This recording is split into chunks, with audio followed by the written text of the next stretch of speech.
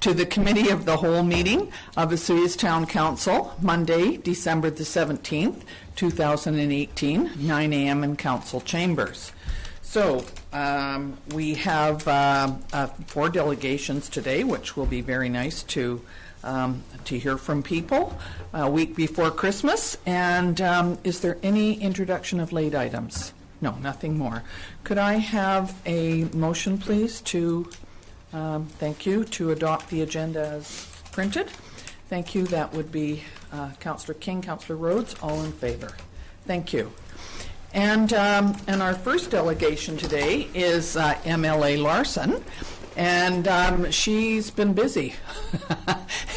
So thank you for taking the time to get up early and come up and speak to us, Linda. Please come up to the microphone. Thank you. Welcome. I certainly will answer questions if you have questions for me, but I wanted to start off by congratulating your mayor on being appointed chair of the Okanagan Basin Water Board. I think that's huge. This is where we always say all the water ends up. Yes. This is at the bottom of the bucket, so it's great to have really strong representation from the South Okanagan on that board, so congratulations. And I saw some of the other members were also ones who'd had wet feet last year, so that's a good thing. Thank you. And also, while I have the opportunity to welcome some new council members here, as well as returning council, it's the first time I've had a chance to talk to you since the election in November. You're very lucky. You've got some really good, strong people, and Osoyoos has been very fortunate over the last few years to have a good, strong council and to be very progressive and moving forward. And your person in charge of getting money is always getting money from various places, so you're very lucky to have a good, strong staff as well. We are. As you know, the legislature closed the end of November, and we start back in the beginning of February. So I'd rather just kind of throw it open to you and ask you, if you've got questions for me about things that are of interest to you, please, maybe we'll start that way. And then sure. Councillor Rhodes. Go ahead. Thank you, Mayor McCordoff. I didn't mean to jump in. You had your hand up first.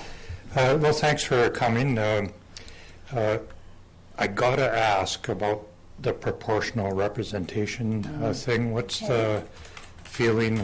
Do you have a sense of how it's going to go? I think a lot of people underestimate the importance to this to every resident in British Columbia, and I'd like to know what your opinion is. I haven't had a chance to ask you in the past, so if you don't have one, that's okay too. That's okay. Yeah. I mean, I always have opinions. It's the way it is. But thank you, CJ. As you know, the ballots are all in. They're being counted. The earliest, I think, that they even said we could expect anything would be just before Christmas. Might not be until the end of the year as far as results go. It's been from the very beginning kind of a 50-50 thing. From everything that I've read and seen, it's been one of those things where they're guessing that it would be very close, either to keep our current system or to look at new systems. And I'm assuming it's still like that. The percentage of votes that went in was reasonable, certainly though not. I don't think that when you're thinking of changing a democratic system that less than a very large percentage of voters should actually be making those choices. Yeah. Okay, so if you think of 40% plus votes that went in, and if it's 50-50, then it means 20% of the population actually chose for the rest of the province how we were going to govern this province. And that, I have no comfort level with that at all. All right. When I talk to people around my riding here, the majority of them were wanting to keep the current system. There's a certain comfort level with it, and there's also basic understanding of what it is versus any of the new systems that were put on the table. But that's just, people, you have a tendency more to talk to people who have similar feelings and as you do. So I really don't know how much of the riding was actually looking to change things. One way you can look at it is either, they want to throw me out or they want to keep me. I'm not sure. But, that when you look at the two different systems. Yeah, it's a wait and see thing. Like I say, I really don't even want to guess because I really haven't, any other than that 50-50 kind of thing, I really haven't got a feel for it at all. So, yeah, we're at the whim of the Lower Mainland, as you know. Though I'll have you know that rural British Columbians were the very first ones to get their ballots in, and the largest percentage of ballots came from rural BC. Okay. So, but that's all I can tell you about that one. Thank you. Thanks. Can I ask a question about education? I understand that there is a new education formula or project coming out. Do you know anything about this?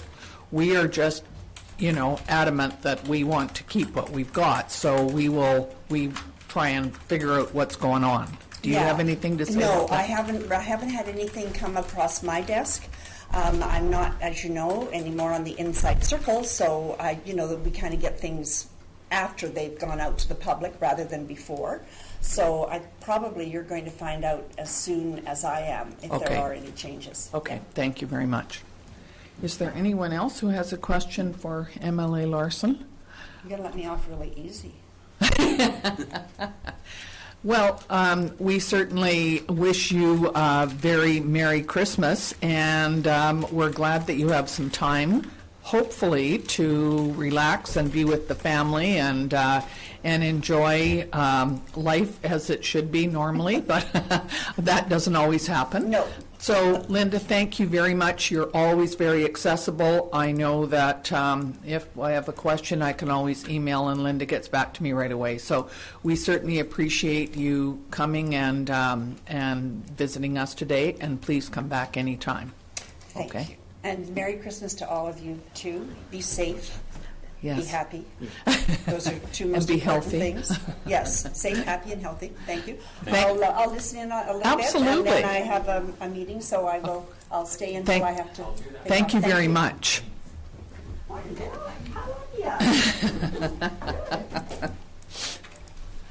So our next delegation is CAO Newell, Bill Newell from the RDOS. Are you ready, Bill? Good. Please come up to the microphone. Mr. Newell is the CAO of the Regional District of Okanagan-Similkameen and has been in that role for a couple of years, about 10, I think, and knows everything. So we will let you do your presentation, and then we can ask you questions. So welcome, Bill. Thank you very much. Nice to see everybody. Say hello to my colleague Barry. So you want to know what the regional district does? Mm-hmm. Okay. Well, Brianne's going to help me out here with our slide presentation. What I wanted to show is really, I know that you've been through an intense orientation and you have a clear understanding of what an incorporated community does. I want to show you a little bit of the difference between what you do and what we do as a regional district. The first is that there's a different set of legislation. We rely mostly on the Local Government Act. You rely mostly on the Community Charter. This is what it says in the Community Charter as to what an incorporated community does. And you can see in Section 8.1 those words, natural person. So that is really the key difference between the powers of an incorporated community and the powers of a regional district. Just flip over for me, Brian, thanks. So this is the authority statement in the Local Government Act for a regional district. So yes, we are an independent government, but there's no mention of natural person powers. And for us then, that's the missing part. Really what it does is give incorporated communities a broad authority to more or less go out and do anything they want to do that the legislation says they can't do. So for an incorporated community, you can do anything that you want to do unless it says you can't do it in the Act. For a regional district, we can't do anything unless it says we can do it in the Act. That's basically the difference that natural person powers gives you. So those are the four purpose statements in the Local Government Act for a regional district. Basically the same as an incorporated community. It's just that the ability to do it is a lot more flexible for you than it is for the regional district. And one of the main differences, again, and I'm going to show you some of that later on, is that for everything that we want to do, we have to go through a service establishment process, meaning that we have to go out and ask the citizens in a geographic area if they want to pay for that service, and we do that either through the alternative assent process or through a referendum, really depending on the size of the program that the board's interested in doing. Obviously, the cost of a full referendum versus the cost of a alternative assent process is significant. So sometimes the cost of a program is more than the administrative value of doing it. So the regional district, we're 10,400 square kilometers in size. We go from just north of Summerland, right around the Greta Ranch area, down to U in the Okanagan, and we go from the border up to north and west of Princeton in the Similkameen. So over to Manning Park is really our western boundary, and then up into the Tulameen, Coalmont area, Bankier up in the north. So significant area, but a lot of empty space out there. We have about 83,000 residents, and that includes the populations of our 6 member municipalities. So really, Penticton is about a third. Our other member municipalities, including you, are about a third. And then we have about a third of our population that are in our 9 electoral areas, or the rural parts of the regional district. So sort of split along those lines. We have 15 distinct jurisdictions now. We just had a new electoral area created during the 2018 elections. So we have 6 member municipalities: Summerland, Penticton, Oliver and Osoyoos, Karamias, and Princeton. And we have 9 electoral areas, with our newest one being electoral area I, which was split off from, which is Culloden, which was split off from Okanagan Falls. So 15 different jurisdictions, all sitting around our board table, which is why they call us a federation. And I'm going to show you a wrinkle that goes along with that as to how votes are acquired. So you can see that although we have 15 jurisdictions, we have 19 members based on population. So the city of Penticton has 4 members on our board, and the District of Summerland has 2. Everybody else has 1. Okay. We had a significant turnover during the 2018 election. We typically do about 50%, which has been the average since I've been here anyway. This year in 2018, with this mood for change sweeping the valleys, we had about a 65% turnover. So 12 of our 19 members are new. And we've been going through our extensive orientation program to try and get them oriented as quickly as possible, but then also at the same time, as I'm sure you are, going through our strategic planning process and our budget process. One of the unfortunate facts of the legislated schedule is that we're all on calendar year. So everything needs to finish off in December and start up in January, and that's why you're all so busy at this time. And then you throw in an election, although it helped having it 1 month earlier this year, but still the election just adds additional stress that we all need going into Christmas. This is our geographic area.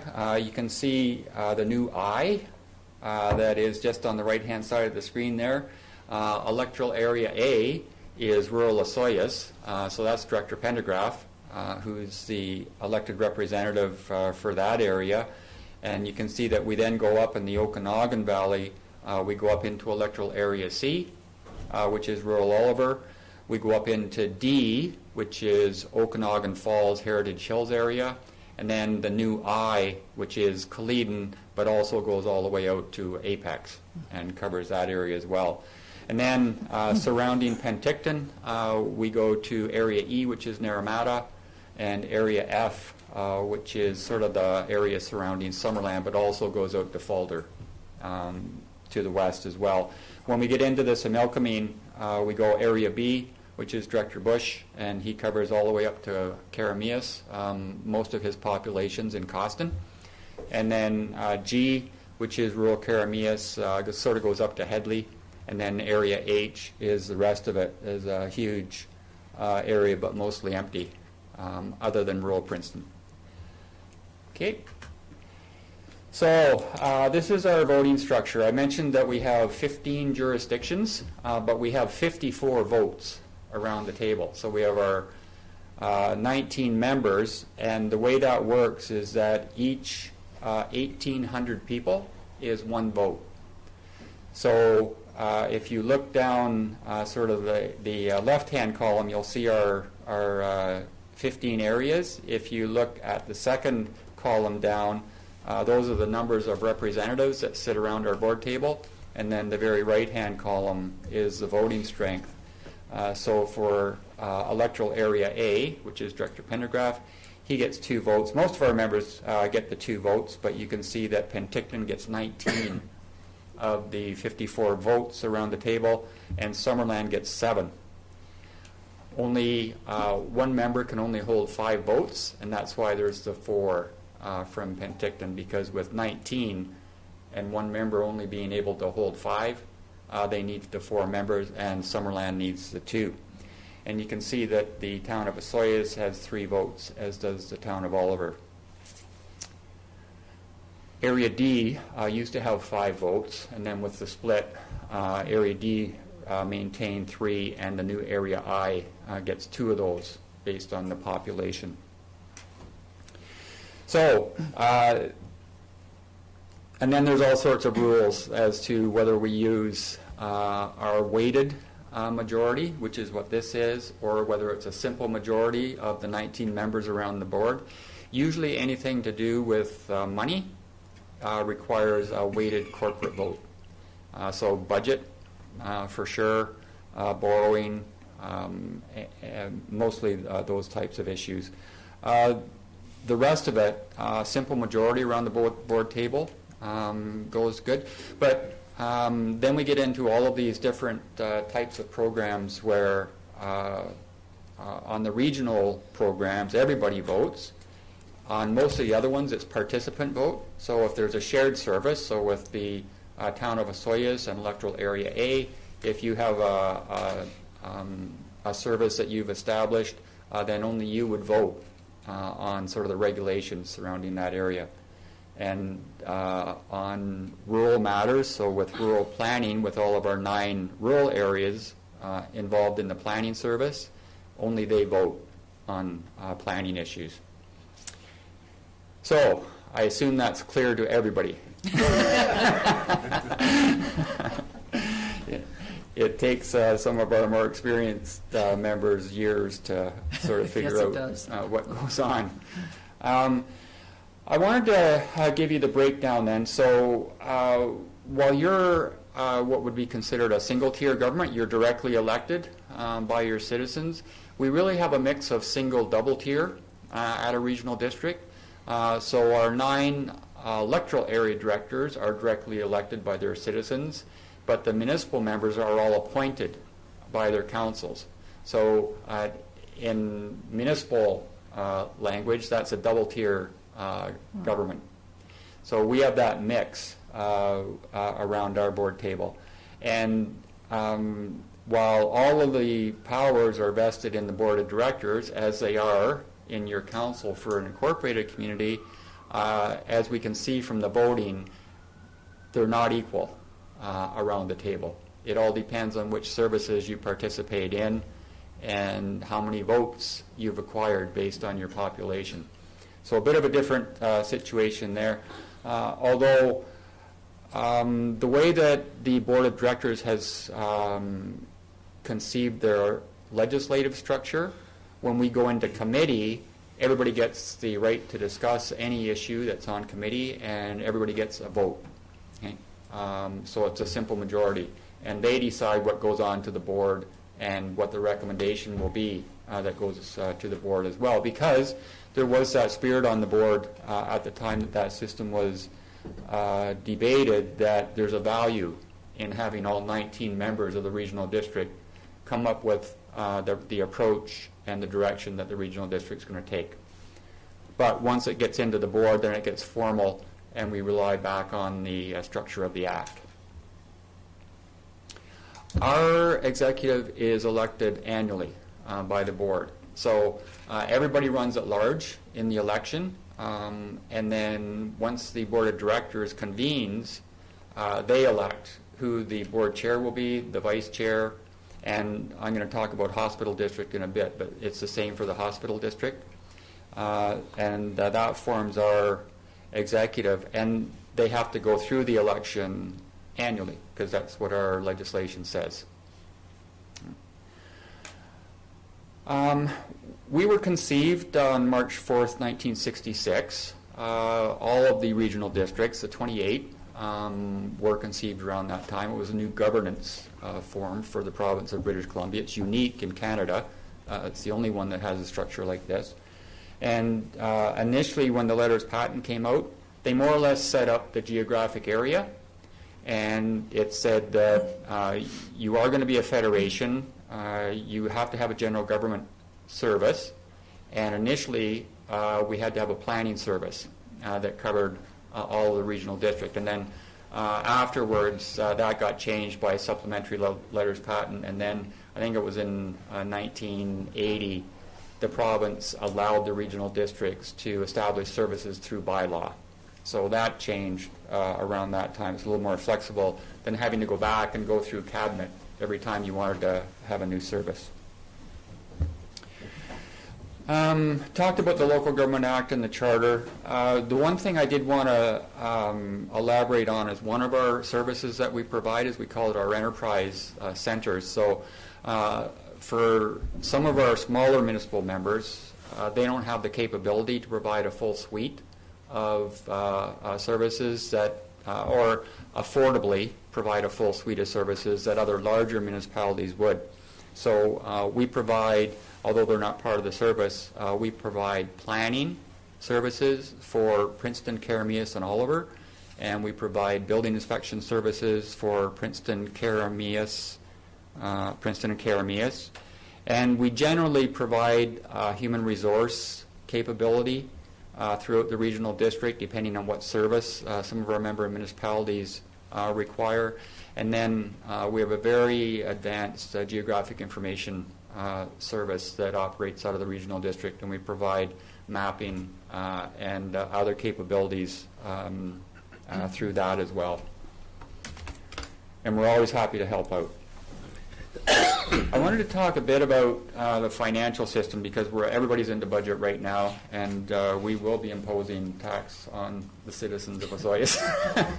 It's just the way it goes. We have 157 services. Remember I said that whatever the regional district wants to do, we have to define a geographic area, and we have to go and ask the citizens in that area if they want to pay. And if they vote positively, then we create a service and we establish a requisition limit. And the board of directors during budget sets the tax rate for that service. So in all of those 157 services, we have a separate budget for each. Okay? And by our legislation, we cannot transfer funds between services. Once they're in there and we collect money from a group of citizens, you can see why it would not be reasonable for us to spend that money on somebody else if they haven't paid into it.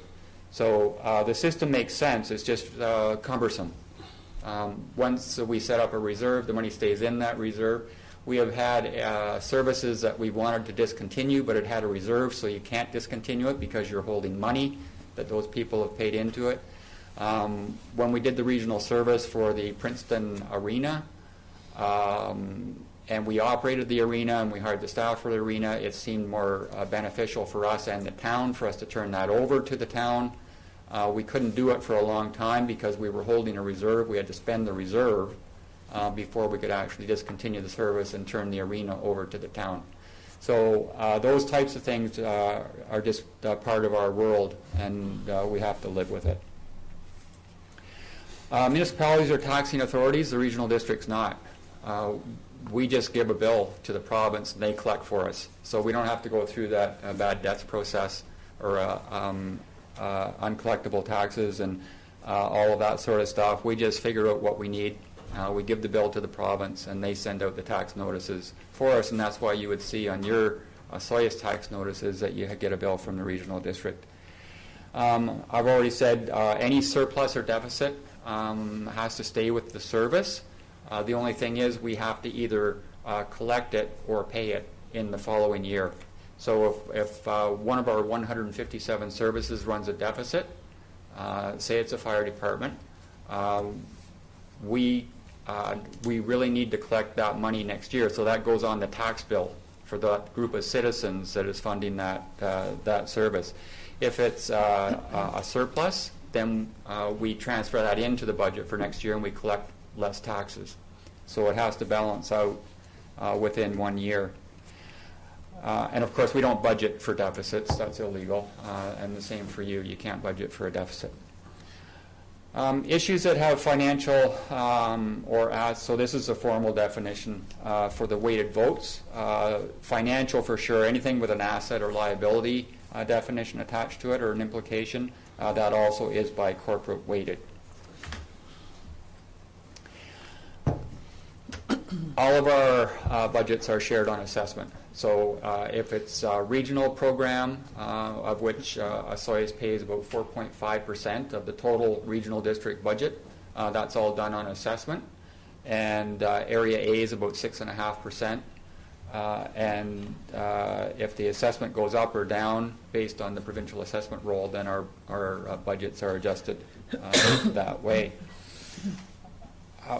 We only have about, I don't know, I think it's about 12 regional services. The rest are either shared or local. So an electoral area may have a specific service that's just specific to that electoral area. And that's why there was the sort of a bit of the give and take in the Penticton Herald about how much does the city of Penticton pay of the regional district budget. They thought they paid about 40%. Others were saying it's more like 10. If it's a regional service, they were paying about 40% because they have about 40% of the population. And if it's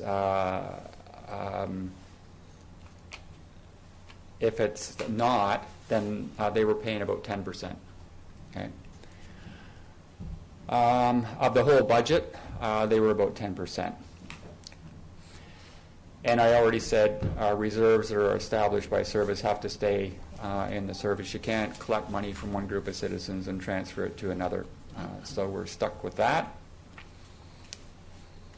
You can flip me over there. For our 2019 budget, this is where we're sitting with our board of directors right now. We're just getting ready. We're going to bring in our first reading on our 2019 budget on January 3rd. And hopefully that gets approved so that we can go out and start the consultation process. We'll be sending you much more detailed figures once we get that first reading. But right now, our operating budget's sitting at about $43.1 million. There's about $7.4 million in debt repayment. So under provincial legislation, municipalities can only borrow through a regional district, and we do all of the borrowing through the Municipal Finance Authority, and that's why you see the cumulative debt repayment that would be required for 2019. So that's for all municipal and regional district debt.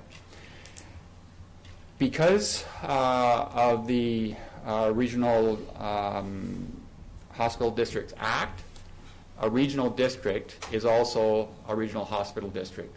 So the 19 members that are elected for the regional district, well, the 9 and the 10 that are appointed from municipalities, they also form the Regional Hospital District Board of Directors.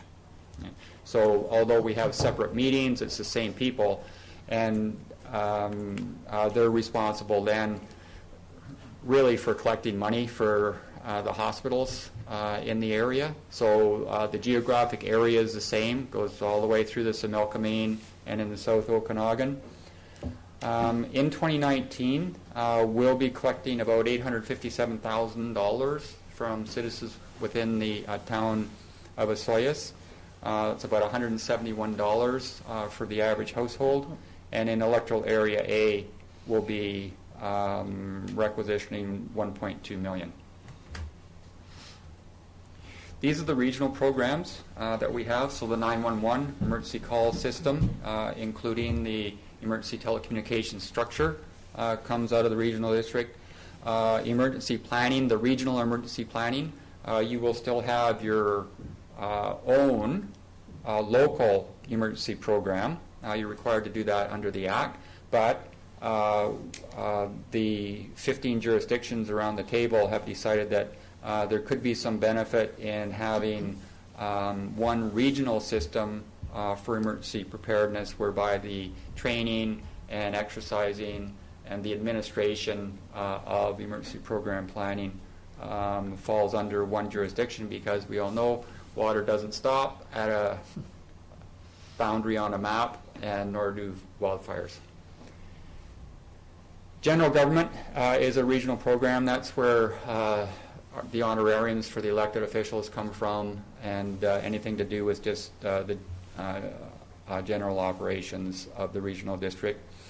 The Heritage program is regional, and that's a small program for us. It was started only a couple of years ago, and all 15 jurisdictions participate in that. Illegal dumping is regional, mosquito control, and our regional growth strategy is regional as well, and we're up for a review of that in 2020. Invasive species, that used to be the SOSIPs, the invasive plant program. Then we added mussels, and that's run through the regional district. The regional trails program is regional. Transit almost getting regional. You're aware we partnered with you to take on responsibility for the South Okanagan Transit program. We just successfully completed the referendum for the Penticton-Kelowna part of the route, and we work with the town of Princeton to bring people in from the Similkameen. And then there are various other little programs as well. So we're getting almost regional on transit. Solid waste management plan is a legislative requirement. That is regional. We all are in the Okanagan, are part of the Okanagan Basin Water Board. That doesn't apply in the Similkameen. Sterile insect release program has some EVA legislation around it. That's regional. And economic development is our Film Commission grant. That's it. Shared programs between you and Area A. Sun Bowl Arena, there's a grant on recreation. The Osoyoos Museum program, which I understand is ramping up now, hoping to move into the new building. And victim services with significant propping from the town of Osoyoos. We are now a participant in.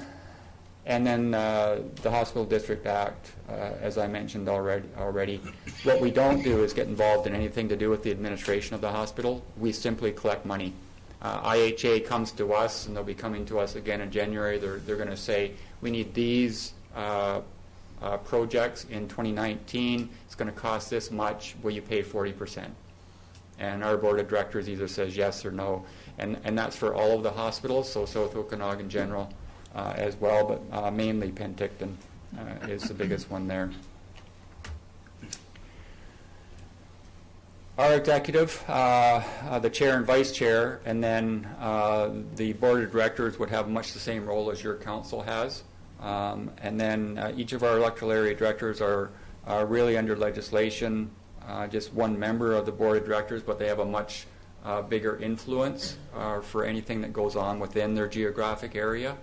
We rely on them to bring feedback back, and then the Chief Administrative Officer has a specific role under the Act that we're in discussions on right now as well. So you give the mayor a difficult job, or CJ when he attends. It's tough to come into a federation like the regional district and be representing unincorporated community, because sometimes the debate around the table is regional in nature, but it has an impact on each of the local communities and each of the 9 electoral areas as well. So it's a tough job that our 10 municipal members really have to figure out what it is that they want to do. Do they wear the local government hat, like Osoyoos, or do they wear more the global hat for the whole regional district? And we had a fellow called Eli Mina come in and give the board a presentation on that a year or so ago. He's a parliamentarian, does a lot of work in British Columbia with regards to those types of role. His thinking is a fundamental principle in shared decision-making is that the collective interests supersede personal interests. So even you on your council, you would be responsible for representing the whole, so all 5,000 citizens, more so than one special interest group that would come and lobby you for a specific thing. Same at the regional district. Our board's responsible for looking at all 10,400 square kilometers and the 83,000 residents, but always taking into account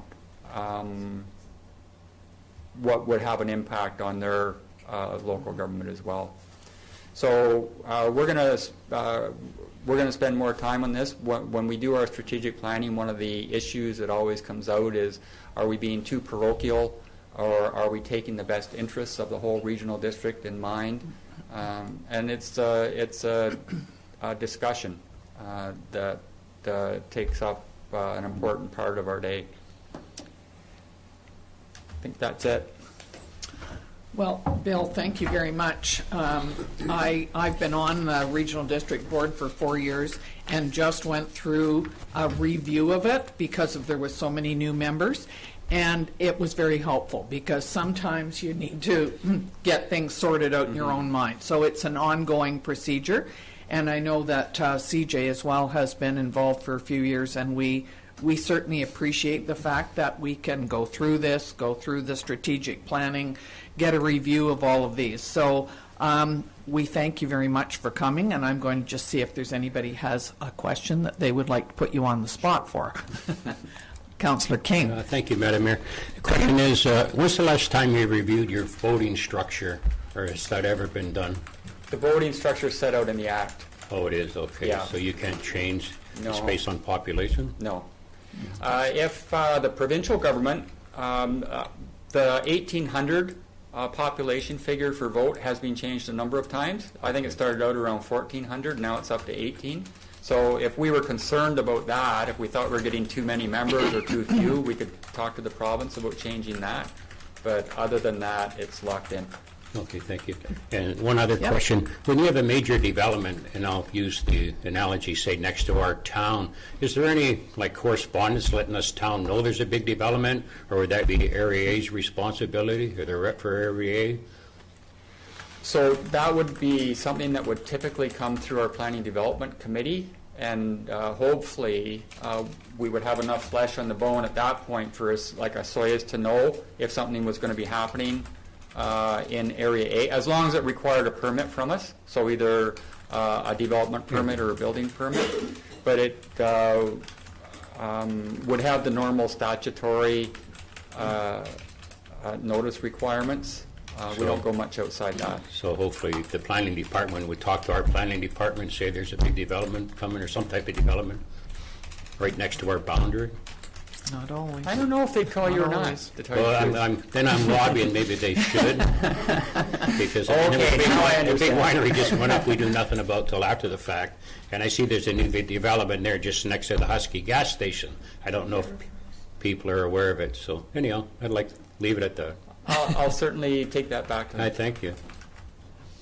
Thank you. Councillor Rhodes. Thank you, Mayor McCordoff.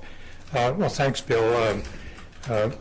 Local governments and regional districts are often guilty of working really hard at what they're supposed to be doing, and we often don't spend enough time telling people some of our ways of doing things. So this is good, it's educational, and thanks for coming and doing it.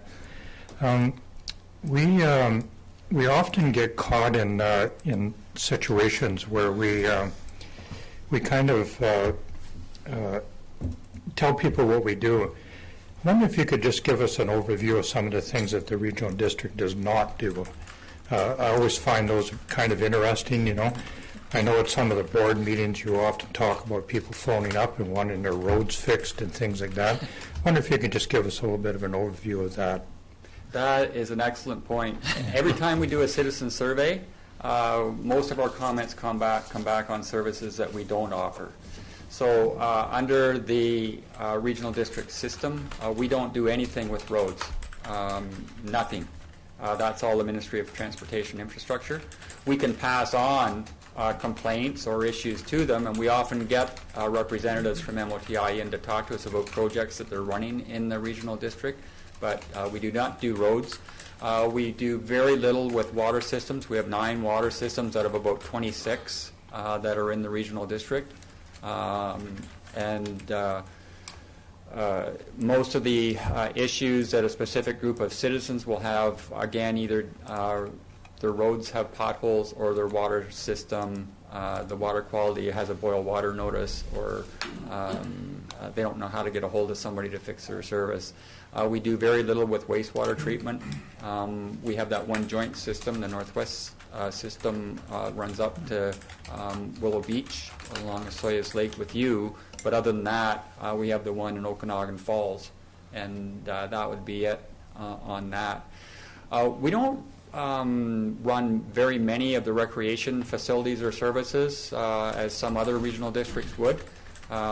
We partner with you on Sun Bowl, but other than that, for the most part, we just give a contribution for the rural citizens around an area that would use a facility. In fact, we don't do a good job of oversight on stuff like that, and that's why we turned the Princeton Arena over to Princeton. They could do a much better job providing the oversight and satisfying their citizens on that. But other than that, we run much the same programs that you would do, only on a very localized basis. It would be a very specific geographic area, and those citizens within that area would have asked us to provide that service. Well, I just want to say thank you, Bill. And, oh, sorry, Barry. Go ahead. Didn't see your hand up. Go ahead. I don't want to put Bill on the spot, but his presentation brought something to mind, and it's something I could never understand. Maybe you can clarify for me.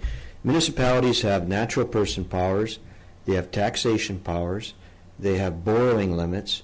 Why can't we borrow money directly? What's the logic behind the regional district doing the borrowing as opposed to the local government? You know, I'm going to think it was easier for the provincial government to sort of pool loan requests. That's the only reason I can think of, Barry, because I don't understand it either, really. I don't know why you couldn't go to the Municipal Finance Authority the same as we would and borrow money. I don't understand it myself. Yeah. Okay. But it is a law. It's the provincial law. I thought I was missing something. No. Okay, well, thank you, Bill. I certainly appreciate all the work that you do for the regional district. I have thoroughly enjoyed my 4 years of being on the board, and I think it is so important for us all to work together for the betterment of the South Okanagan and Similkameen. So I've enjoyed getting to know the other members and sharing lots of ideas and ways of doing things, and what an interesting way to do it, and I'm surprised that nobody else in the country does it other than BC as regional districts. Anyway, thank you for coming today, and very informative. So, thank you. Great. Look forward to working with you. Thank you. Our next presentation is from the Osoyoos Golf Club. Do we have several people here today? Are you all going to come up? Well, much more interesting than mine. No, they probably want money. Good morning. Good morning. Good morning, Mayor McTortall. I'd like to thank you first for listening to us today. Okay. We know it's a busy time of the year, obviously a week from Christmas, so everyone's got a lot going on. A year or so ago, Paul Daminato came and gave a presentation regarding our irrigation situation at the golf club. So that now has become more of a front burner item for us. Obviously, delivery of water is a big issue for us.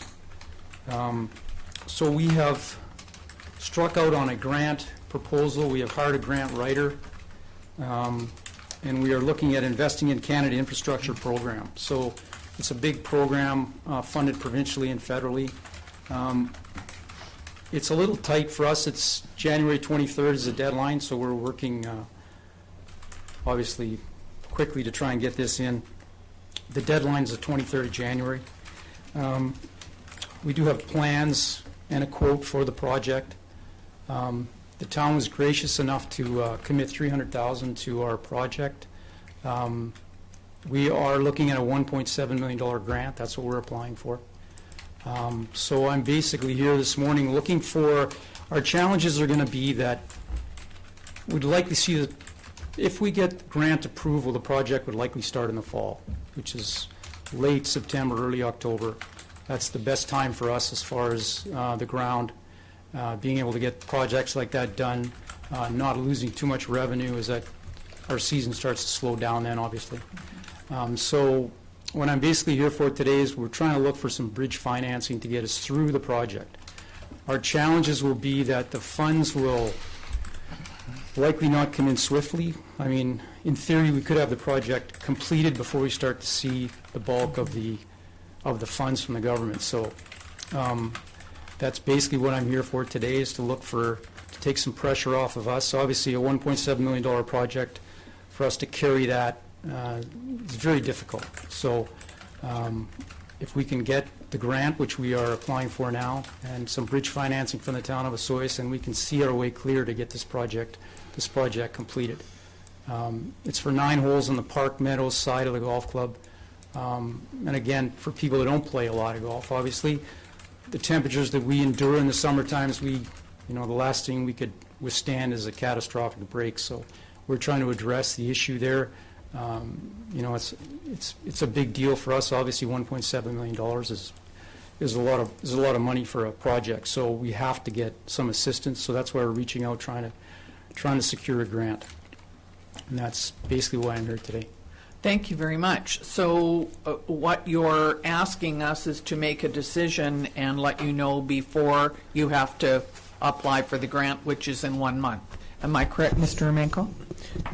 I haven't read the grant requirements about how specific the information on the organization's ability to carry the project is, but certainly a decision before the January 23rd relative to supporting some type of bridge financing for these projects. It's the province. This is a federal provincial program. In some grant programs, they approve a grant and they just provide the funds, and then you report on the project after it's done, and you count on the project. They have chosen with this particular project to there will probably be benchmark times that if they are successful in getting the grant in the construction process, they will have to submit for payments. How long it'll take those payments to come about is part of the issue relative to the bridge financing. So that'll be the ask. And if council would like to consider this, I would ask council for a motion to have the administration bring back a report to council with a recommendation. Good. Yeah, Thank it's you. my understanding we need funding in place. And we're going to need our funding in place for the grant. No, got it. So does anyone have any questions, or would somebody like to go ahead? Councillor Rhodes. Thank you, Member Kordoff. I'm assuming because of some recent correspondence that we got, there will be competing requests for the same type of thing in other organizations in our community. And as CAO Romanko indicated, we are basically not really that familiar with the grant process in this particular thing. Most other requests are pretty much no-brainers, and you can move forward with them. Bridge financing comes at a cost. It doesn't come free, and you would be willing to pay the interest and all the other costs that are associated with that as well? Well, that's something I'll have to discuss with the board for sure at the golf Yeah. club. Yeah, I think that would be good information for us to have as well. It's not that we can just go out and do this. There would be costs associated, staff time and Totally interest understand. costs and that kind of thing. And we would be, very interested to know what your ideas and opinions would be on that as well. Sure. So I need to take that to the board, which yeah. So could we have a motion to direct staff to bring forth a report? Thank you. Councillor Rhodes and Councillor Bennett, would you like to speak to that? Along with that request, I'm wondering if it could be a generic thing. I think we can move forward with it, but because we will be having other requests along this, we could keep it as generic as possible so that, and then those cost things should be a part of that report as well. Yes, we'll have to take a look at our ability to cash manage this. This is not something we would go and borrow money. It would have to be what the implications are on our ability to cash manage it, not only if one organization is successful, but other organizations that are making this request. In the case of the golf course, the importance of this particular project to our water waste management system, my thinking is that we can use the reserve accounts of our sewer system to back this. In other cases, it may be different. So do we have enough time to, because, things should quieten down around here over Christmas, so would there be an ability to have a report? The report will come to the January 20th meeting. Okay. Yes. Okay, thank you. Councillor King. Thank you, Madam Mayor. My understanding is the grant has to be in by the 23rd, but there's actually some latitude to send in information after the 23rd about your funding. Do you know anything about that? That I'm not aware of, no. Okay. Okay. You might want to look at that too, so we're not such tightly. Sure.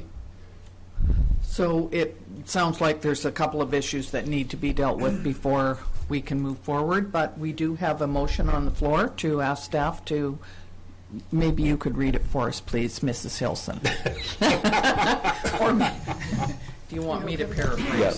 So the motion that's been drafted is that council direct administration to bring back a report with a recommendation for council's consideration for bridge financing for the Canada Grant Infrastructure Program.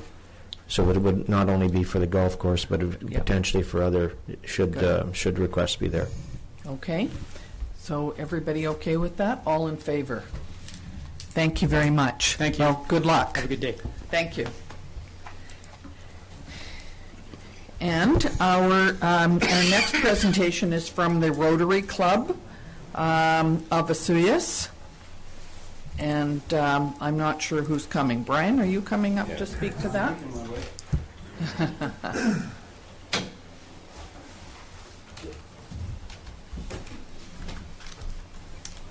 Good morning. Good morning. Thank you as well for taking the time to hear what the Rotary Club of Osoyoos has to say. Now, I understand you guys have to be excused, or is that for me to call or you to call? That's later. No. We're good. You're good? Yeah. Oh, excellent. All right. Well, This is not a decision, it's just a presentation of information.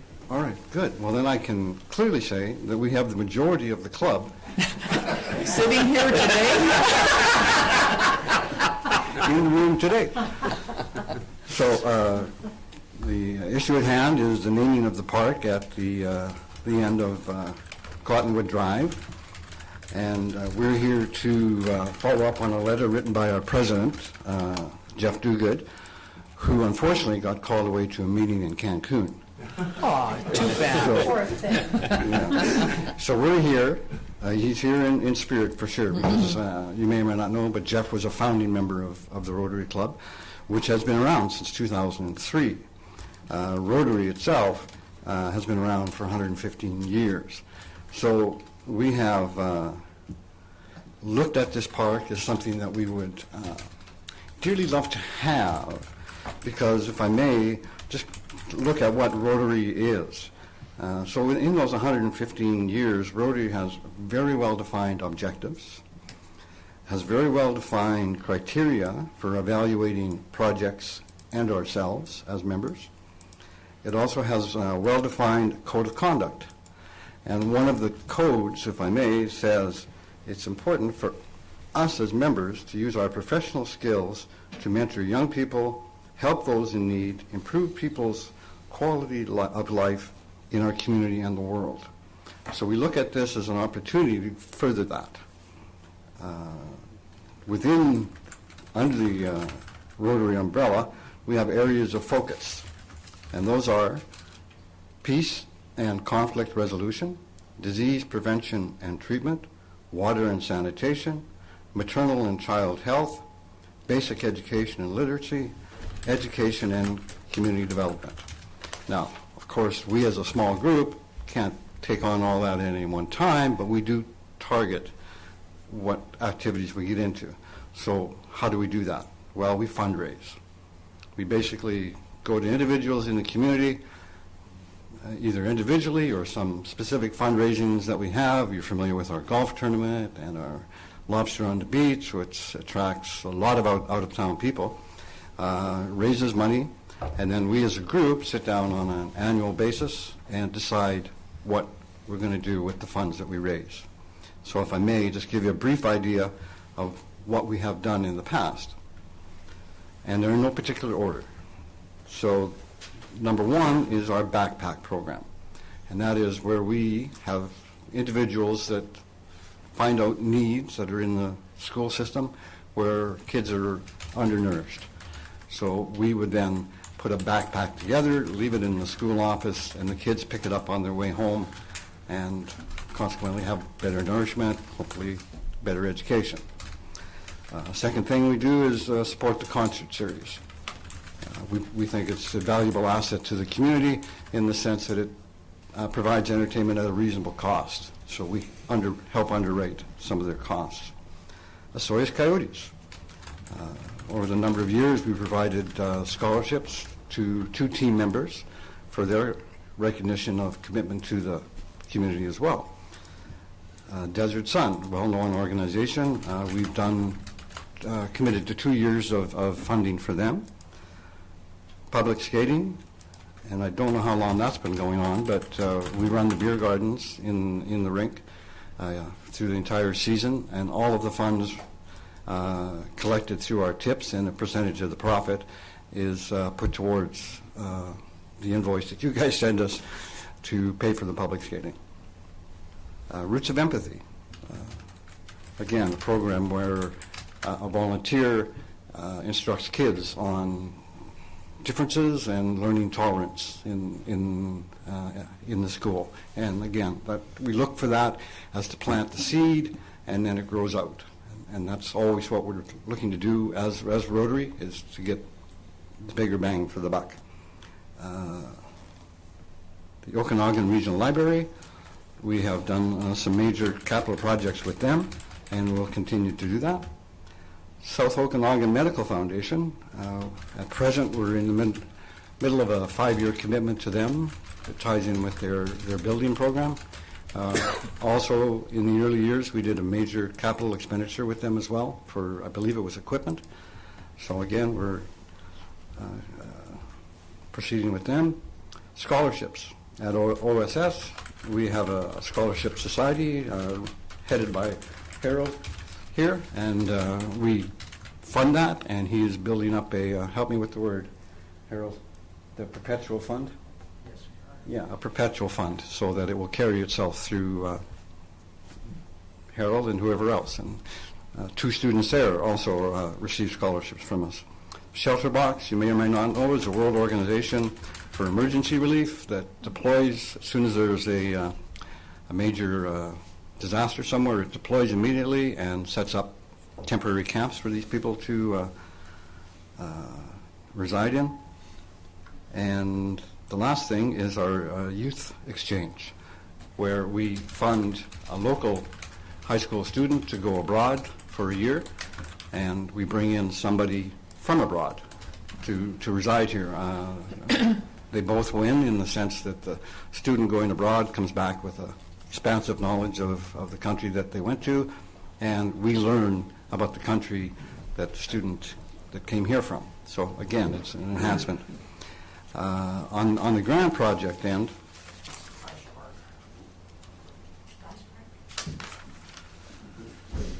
we have done recently, just finished the nature park down at the elementary school, and we contributed as well to the splash park.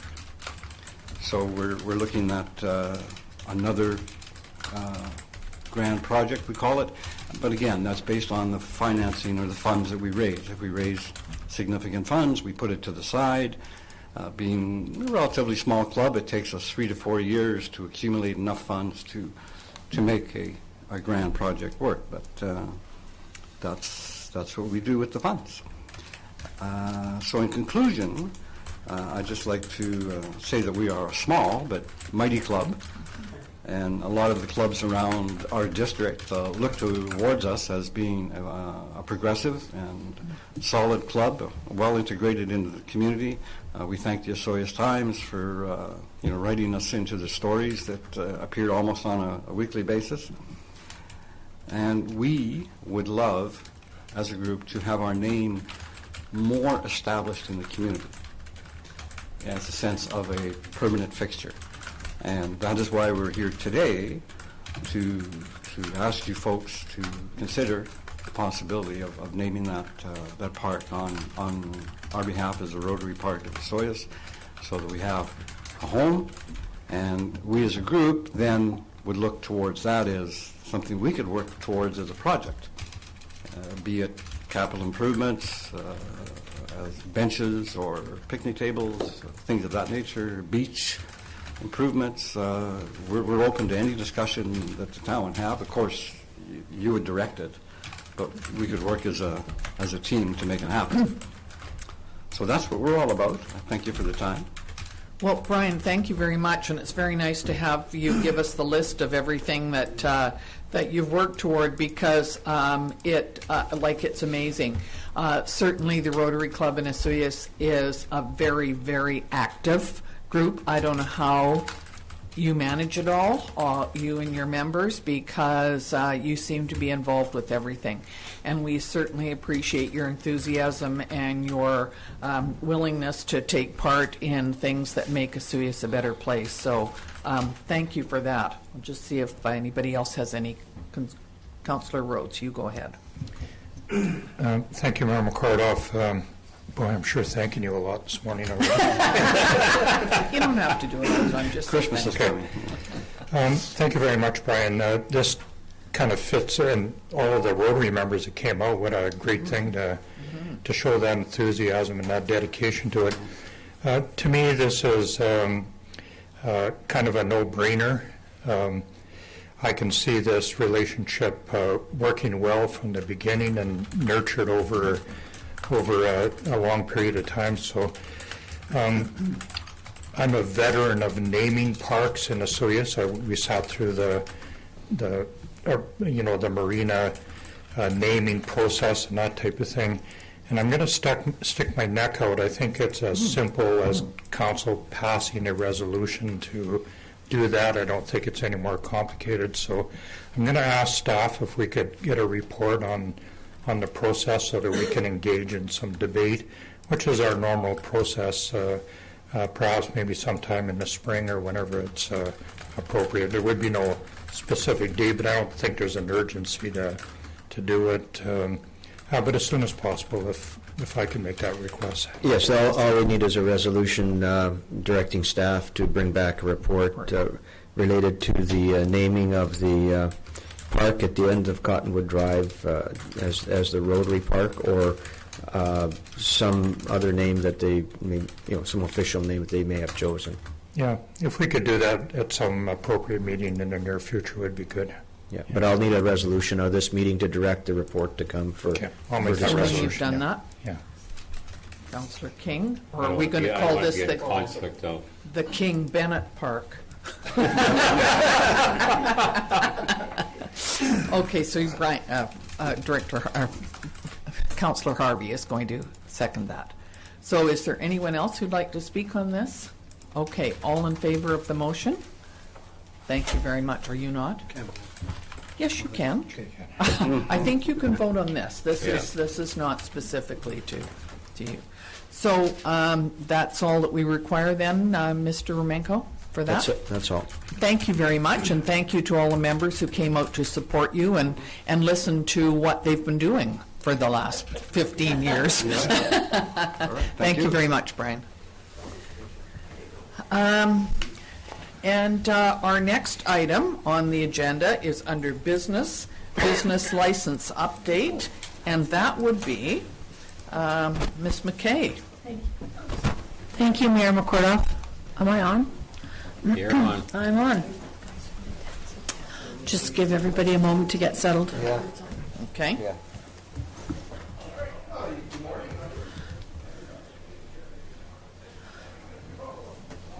Go ahead. Thank you. So a little bit of background for you. With the issuance of a business license, the town is granting an individual or company the opportunity to operate within the town's jurisdiction. The town's authority to issue business licenses is outlined in the community charter. The purpose for regulating business licenses is for the protection of the well-being of the community. Specific examples include regulation of disturbances and ensuring the protection of the natural environment and regulating building use. The Town of Osoyoos Business License Bylaw, which is attached to your report, was adopted in 1997. The business license bylaw has been amended on a few occasions to include new uses, such as street food vendors. Over time, there have been a number of changes in the way business is conducted in general, such as online businesses, along with an increase in home occupations and, more recently, the introduction of the sale of recreational cannabis. These changes in consumer use, along with federal and provincial policy changes, necessitate the modernization of the town's business license bylaw. This report has been provided in order to initiate discussion with council.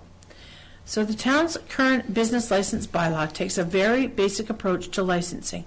In general, no business is permitted to carry on within the boundaries of the town unless the owner or operator holds a valid business license. There are a few exceptions for such things as performances or concerts for charitable purposes or for individual artists participating in art and craft shows. So our fee structure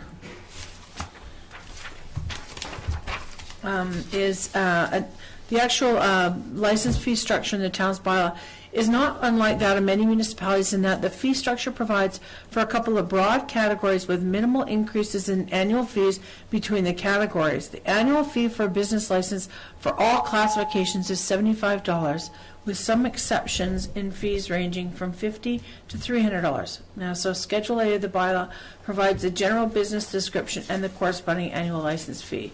And Table 1 in this report, which we'll discuss in a minute, provides a few examples for discussion purposes only. A person wishing to be issued a business license within the town would first contact the Planning and Development Department.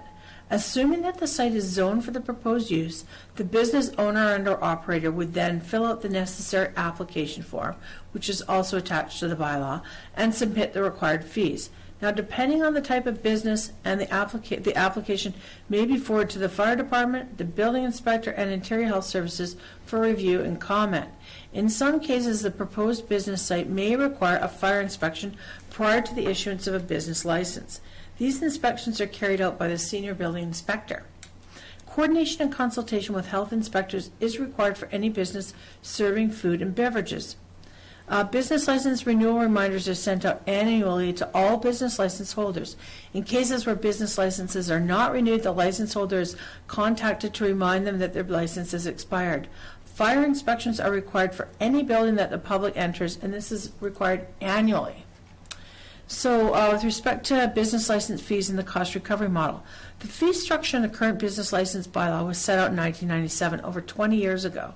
Since that time, administrative costs have increased considerably, along with postage fees. In general, the current fees can't begin to cover the cost of issuing the business licenses, let alone the cost of staff time for safety and fire inspections. In order to address this shortfall, many municipalities throughout BC are now returning to a cost recovery model. The overall intent is to ensure that the cost of reviewing applications, issuing, and renewing licenses, along with the required inspection services, is covered at least in part by the annual fees. In addition to staff services, business license fees can also help recover other costs directly related to specific businesses. For example, business license fees can also provide support to RCMP callouts and legal fees incurred by the town related to specific businesses. So the tiered approach to business license fees. So the tiered approach to business license fees involves setting a variety of levels or tiers for business categories. The intent is that the lower levels or tiers would have a lower business license fees based on the fact that they would not require annual fire inspections and are less likely to incur additional community and administrative costs. The following table is provided for illustrative purposes only. It's meant only to provide a broad overview of business categories and demonstrate which businesses require additional support services. For example, the business or the fire inspections. Pardon me. The examples are provided only to demonstrate the range of businesses and the corresponding support provided to such businesses. Note that along with the direct support required from the town staff, some businesses also require indirect support. Examples are convenience stores, which by nature generate high levels of vehicle traffic. So I just turn your attention to Table 1 that just gives you some general overviews. And one of the ones I just wanted to point out to you is, for example, in Level 4, where we look at hotels and motels.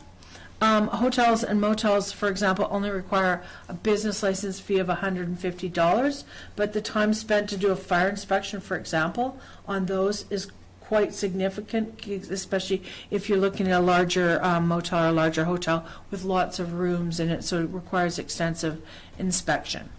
So again, the table above is not exhaustive, it's just proved to demonstrate the variety of businesses and corresponding support servicing needs. So let's talk about retail cannabis and business licensing. When it comes to the issuance of a business license for retail cannabis sales, the approach varies throughout the province. Some municipalities are considering retail cannabis as a general retail business, while others are categorizing retail cannabis in the same way as liquor stores. Corresponding business license fees are also vary throughout the province. The fees range from modest amounts of $150 per year, per annum, to very high fees of as much as $10,000 per year. Staff is suggesting an annual business license fee of $1,000 for a retail cannabis store.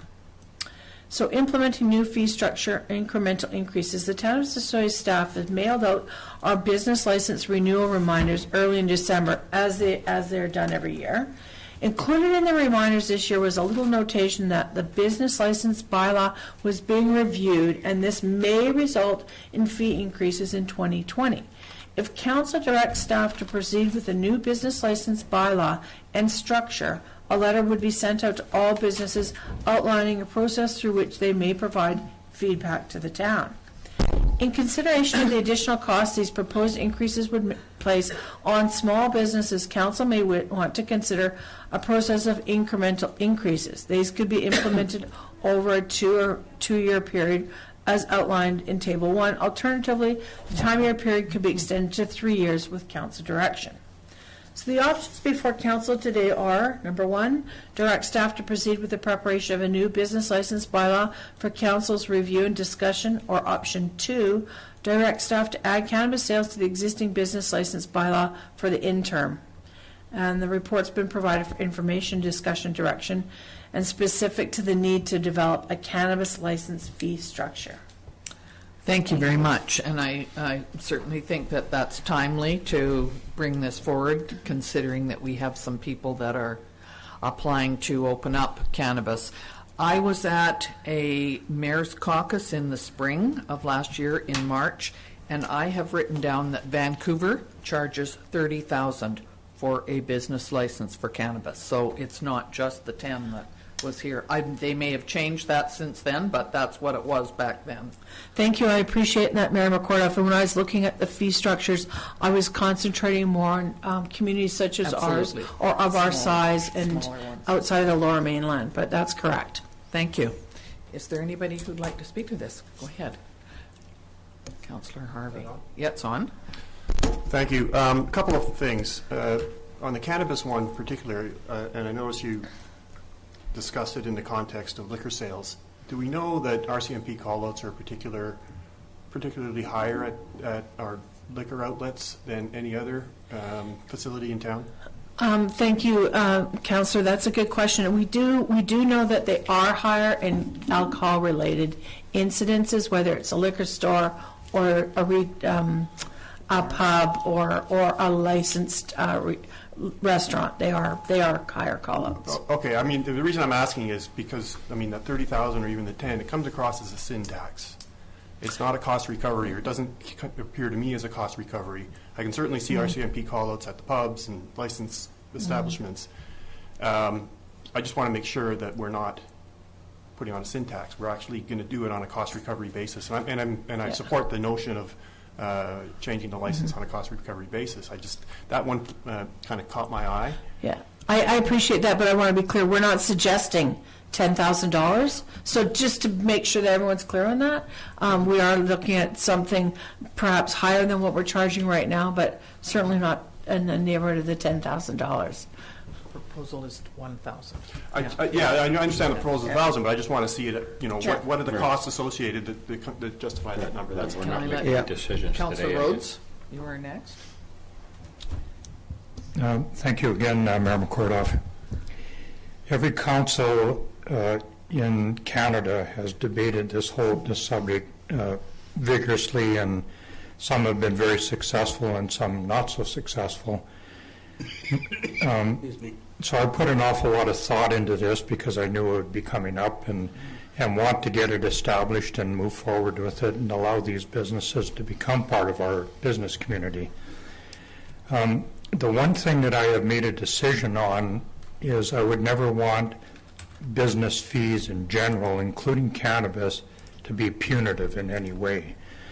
If we're going to do that, then we need to separate out businesses that sell tobacco products in our community. And I'm not going to stand on a soapbox, but I will say that tobacco kills people, and it's obvious, and we've been educated since we were children that it's not a healthy thing to do. So if we're going to be punitive, we better get them out and start up their own category. And certainly the same can be said about alcohol. Everybody has been affected by alcohol in a negative way in some way, shape, or form. So we have to be very careful about pulling out things and charging more for them just because they do something that may or may not be acceptable in our community. I would like to, first off, I have to say is I like the structure. I don't have a problem with the tiered thing and increasing it over the next couple of years, because I do feel in a lot of cases we don't charge enough for our business licensing. But really at the end of the day, this is kind of about cannabis and where we're going to fit that. And I would like to see it put in a category that is a general business, and have an appropriate fee attached to it, not a separate fee on its own. And I don't know what category that would be because we don't have full details of all the types of businesses in our spreadsheet that you've done here. But certainly I would argue vigorously against any business license fee that's punitive or separates it out in any way. Okay. Is there anyone else? Go Yes, ahead. thank you, Madam Mayor.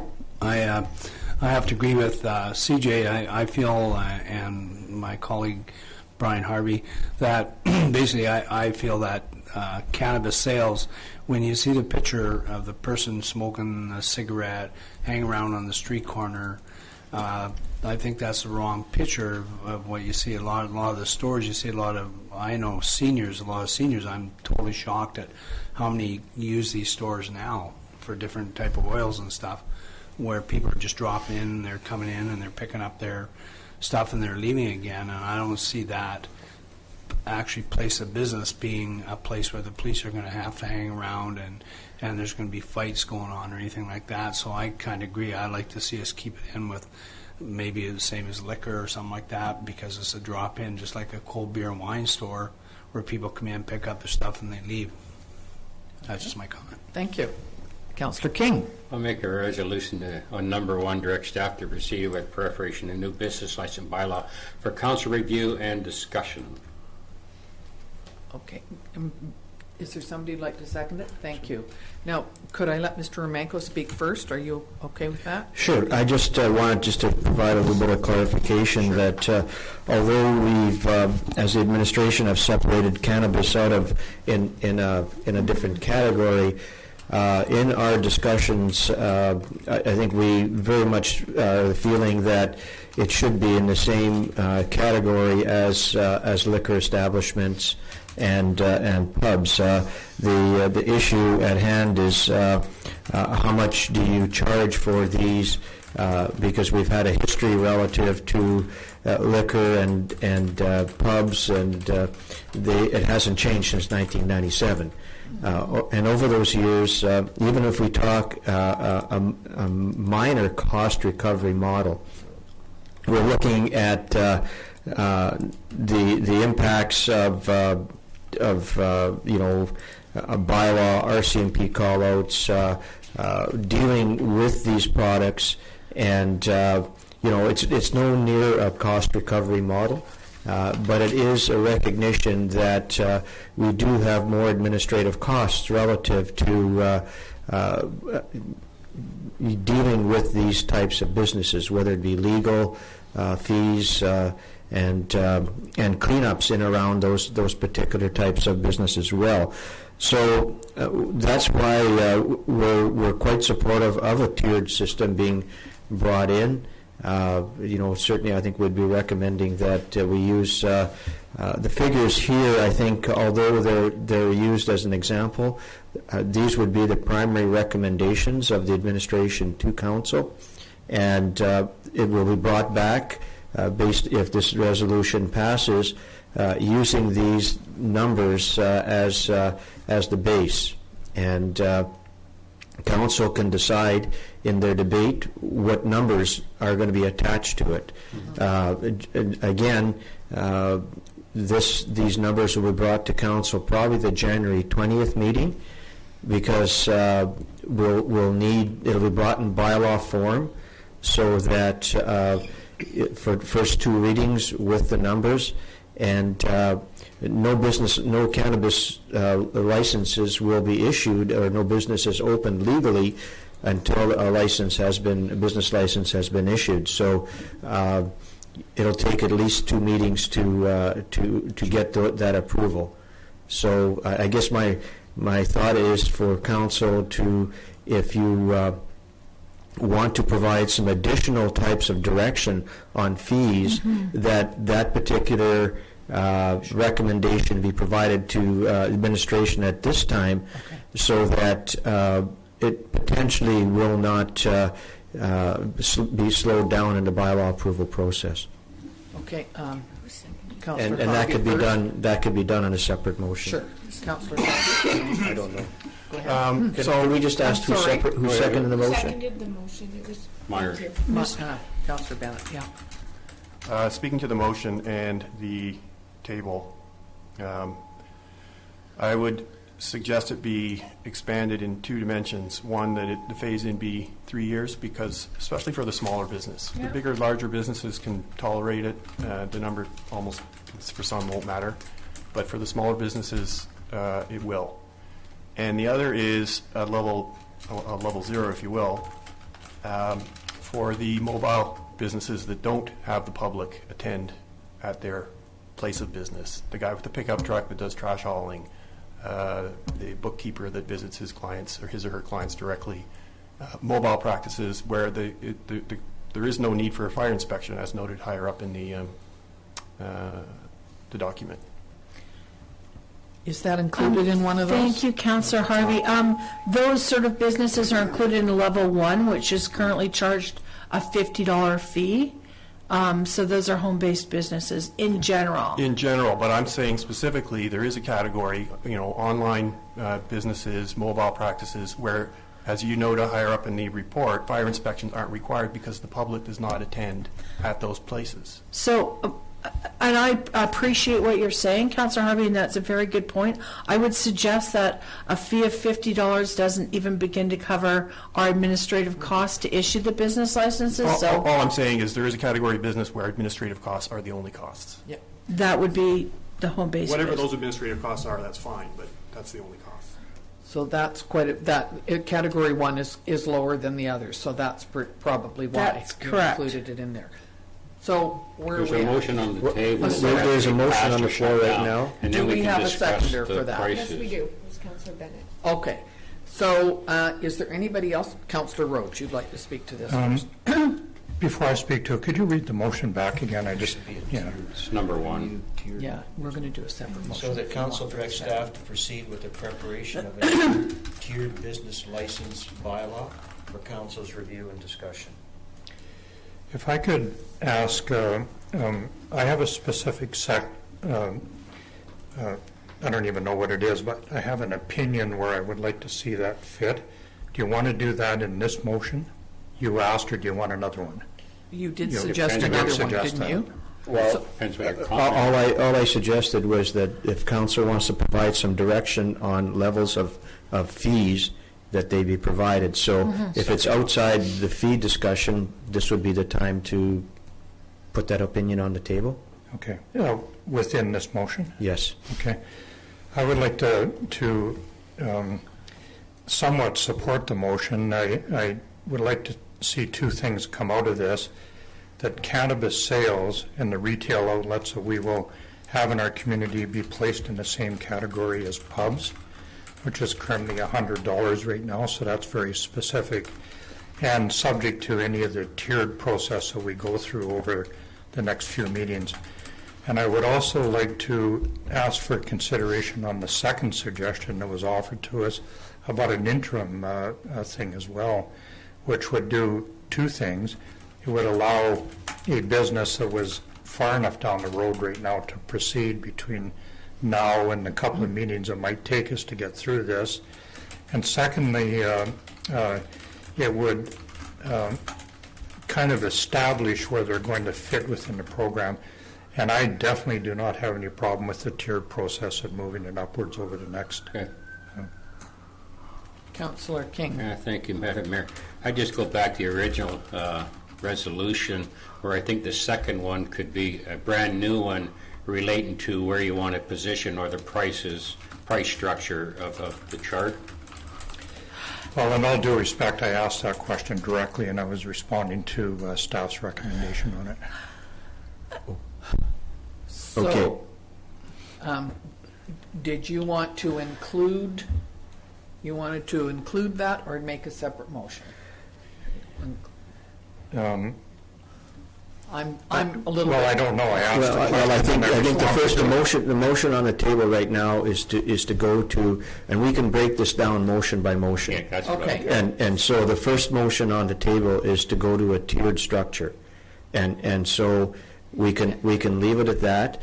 Then, in terms of options that are available to council, you can provide some direction on fee structure. Also, speaking to this, the point that's in the report and Councillor Rhodes as well, the option is just to add cannabis to the existing business license, and which would potentially put this in motion. We know over two meetings, because the setting of a new business license bylaw may take longer if in terms of debate. So if you want to come back with another motion relating to adding cannabis to the existing bylaw and provide a direction for a fee, that's an option that's on the table right now as well. It could be on the table. Let's vote on the first motion. thank you. Does that make sense? Oh, yeah. All right, so we've had the motion read. All in favor? Thank you. Okay, that's carried. Now, Councillor Rhodes, did you want to? It's one of the difficulties with offering up resolutions in a committee of the whole meeting, because first off, you don't have the wording of a resolution, but I would like to offer a resolution based on the second suggestion that was made in the report from staff. Thank you. And that cannabis be placed in the same category as liquor retail stores, cabarets, and so on in that particular, and subject to that same fee. And I would like that done right away. I know that's poor wording for a resolution, on an interim basis as it was suggested in the report. So can I just check with you? Are you talking about level 4 or level 5? Because they're Well, I think it's both. level 5, yeah. Okay, because level 4 also has licensed restaurants and so on in there. And so your suggestion is to have the fee at $100, which is Yeah, less than level that. 5, yeah. Yeah, okay. If I understand, you're suggesting in the interim to have it added to the existing bylaw. And if I look at the existing bylaw, number 2 says neighborhood pub, licensed dance hall, cabaret, Elks Hall, Legion, $100. Yep. That's what Mr. That's what this second resolution is calling for, if I'm correct. Yes. Could I just clarify? Go ahead. That's right. We would add a number 12 to that list, which would be cannabis, and then council could provide the fee amount. Okay. And if I may, Councillor, or Mayor McCordov, you know me, I usually bring forward quite a bit of information, so I would likely, if we're going to proceed in this manner, likely bring forward a report that, has a couple different options for council to consider.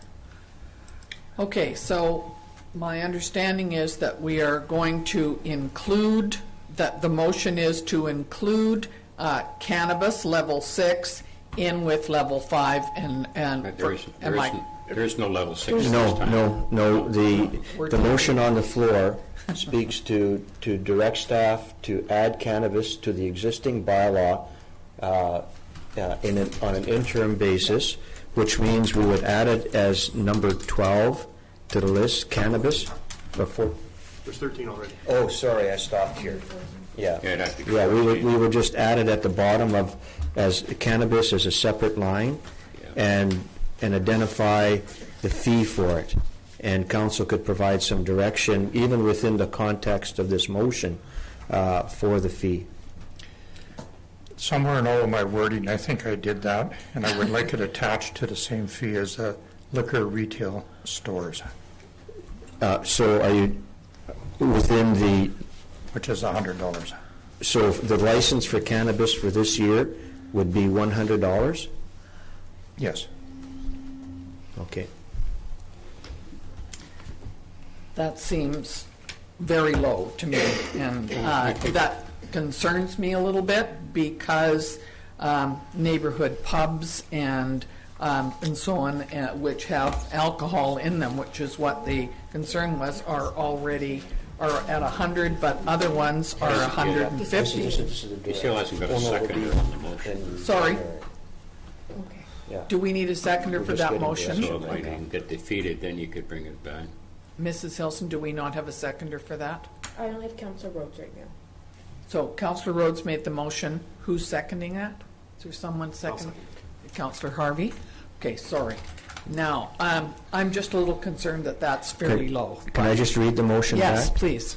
So the motion is that council directs staff to add cannabis sales to the existing business license bylaw for the interim and in the amount of $100 as an item 14. Thank you. That's moved and seconded. And is this also coming back for discussion, or is that what this At the means, end. that it's already in Well- and it's being, because we don't make, This is just providing direction to staff as to what would go into the bylaw. Okay. The actual passing and debate of the bylaw will occur in council meeting. okay. Okay. Yes, go ahead, Councillor Bennett. If I can speak to that, Madam Mayor, the only concern I have is we're putting a message out there that this fee is going to be $100, and at the next meeting, we could all of a sudden decide it should be $500. So if we think it should be $500 for the cost for the administration and putting the bylaw in, then I think we should make it $500 now, rather than have the public think, okay, I'm going to get a license, it's going to be $100, then next month we change it to $500. I guess I was agreeing with you on that one. CJ, then Brian? Speaking in favor of the motion, first off, I think the tiered process that covers it for the entire calendar year of 2019, and that the $500 fee would not come into effect until 2020, if we follow the suggested format in there. The suggestion. Yeah. And my motion was intended to get us through this day until that debate process happens in the future. If you want, just so that we can move forward with this particular process right now, the $100 fee does not need to be a permanent thing. The motion was intended and clearly says that it's an interim thing, and as the CAO suggested, vigorous debate will take place in future council meetings when the bylaw is crafted. Right. Yeah. Is that? And if we have doubts about anything, it requires some very, very clinical opinions about things. If you're a person that has been affected by liquor retail sales and you want to make that comparison, I mean, why would a cannabis store be any different than that? I just can't overemphasize that we need to deal with the reality of what's going to be in effect fairly soon in our community and what it'll be like 10 years down the road as well. So I'm very, very comfortable with doing a debate about the permanence of our bylaw at a future meeting. Councillor King? Thank you, Madam Mayor. I'd vote against this resolution. I think you're really talking about the unknown, comparing it to liquor and cannabis, because we don't know how many times it might get broken into, per se. I mean, say, as far as the product, you understand it's possibly healthier than cigarettes, but that doesn't mean there's going to be more RCMP call-out during. We're still dealing with sort of an unknown. Okay, Councillor Harvey? Just in support of CJ's motion, and everybody's still looking at the chart, table 1. I'm looking at the bylaw that we have in place today, and putting it into that context of that, I think we can debate the $100, but we're not into cost recovery yet, and so it should be consistent with the bylaw. And then when we go to cost recovery on the first motion, fine, it will be up for debate, and we'll debate it vigorously, and we'll get public input. Okay. So I think we're ready for a vote on this particular motion. All in favor of the motion that number 2 with the addition of that an amount of $100? All in favor? Against? That was defeated. So, Councillor King? I'd like to make a motion that cannabis is added to our bylaw, I guess at the end, which would make it number 14 at an interim cost of $500. Are you seconding that? All right. Anybody want to speak to that one? Councillor Harvey? It comes across as punitive, and without some supporting data on what costs are covered by that $500, it's can't be supported. Their report will come back. Okay, Councillor Rhodes? I'd like to echo that comment and add that we are sending a message out to our business community that is not correct based on information that we do not have at this time.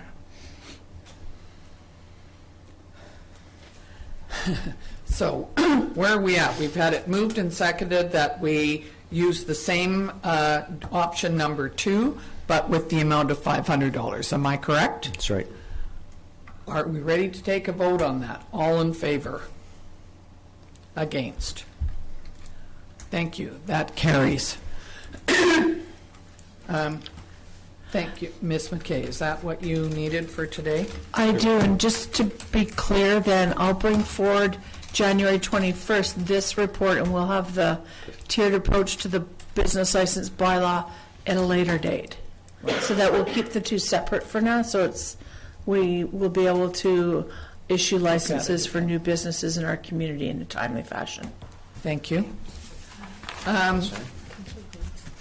Did you vote, Councilor Rhodes? Yes. Oh, yeah. He voted Yes, no. it was Sorry. 3-2. Well, we didn't see the hand, we didn't see the Yeah, it was hand. kind of a, The hand, you're a yes vote. Yes, well, that was what I was wondering. Next Thank time you. they come back at 300. Oh. we're gonna know where we're going. Okay, I think that's the end of our committee, the whole meeting. Could I please have a motion to adjourn? So moved. Thank you, Councillor King, Councillor Bennett, all in favor. Thank you. So we'll take